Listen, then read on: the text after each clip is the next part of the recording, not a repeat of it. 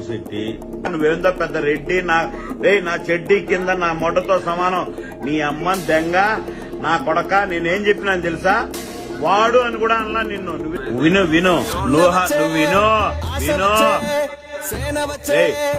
వినరా నీ అమ్మ నీ అక్క నీ ఆలి పూకులో మొడ్డ వినరా లంజా కొడక ఎందుకురా తప్పుడు మాటలు మాట్లాడుతున్నావు సైతాన్ నా కొడక నీ